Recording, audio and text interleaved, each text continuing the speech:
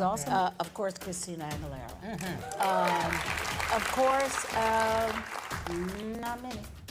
No, I mean, there are a lot of people who call themselves whatever, but we know best.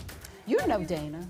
Yes, I What are the voices that you look at in the industry that you go, wow, that's a good instrument? A lot of different ones, but I think Christina Aguilera is... Favorite singer not dealing with American Idol? Christina Aguilera.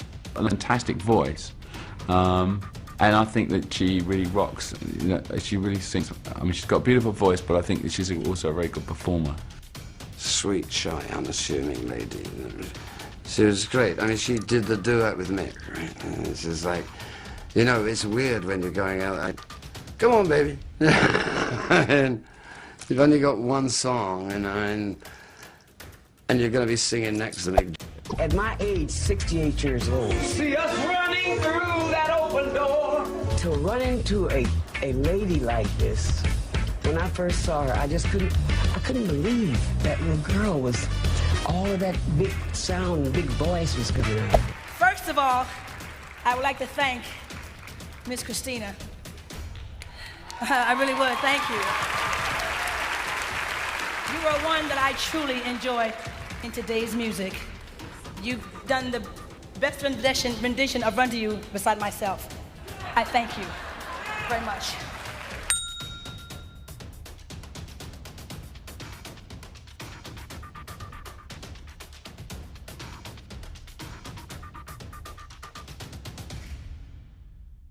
I have such a tremendous amount of respect for her as an artist. There are certain artists that are still creative, Christina Aguilera, that really are great singers and that are great songwriters. Yourself. Well, thank you.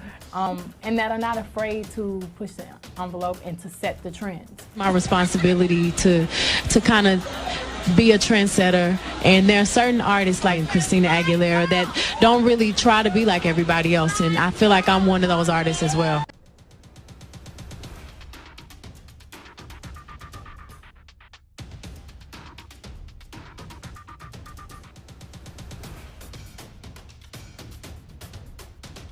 So, talk about some of your musical influences growing up. Growing up, I was really heavily influenced by Michael Jackson, Janet Jackson, Sade. My parents played a lot of those artists in the house, and Christina Aguilera was always one of my favorites. So those were probably my biggest influences. Cool. Christina is a huge part of my developmental years. Just getting into owning who I am and figuring out who that was. And Fighter was especially major because obviously when you're growing up there's a lot of bullies. I just think that chorus is brilliant. When I heard the lyrics to this song I felt empowered. I felt like, you know what, thanks for making me a fighter. I'm still gonna persevere and grow. You were inspired by Christina Aguilera's Stripped album, and it's like she kind of was just like the sexy woman, which, hello? Thanks. Hello? And that's kind of what this album was like for you, right? Yeah, definitely.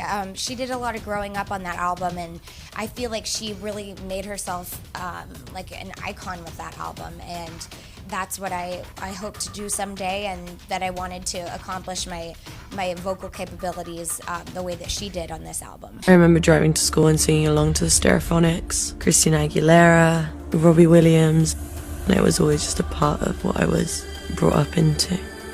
I was too young to really understand the lyrics and really know what they were talking about, but as I grew older I'd still listen to those same albums over and over again, and then the lyrics would start making sense to me. It was honest and truthful, and it wasn't sugar-coated. They were really just singing about stuff that they knew, and I admired that. Hey, this is Dua. This is my third cover, which I'm going to be putting on YouTube. When I started putting covers up online, it was when I had just moved back to London when I was 15. I did Ain't No Other Man by Christina Aguilera. I really like pop and R&B and soul, so I like Christina Aguilera. Oh yeah, she's coming back. She's got a futuristic new look.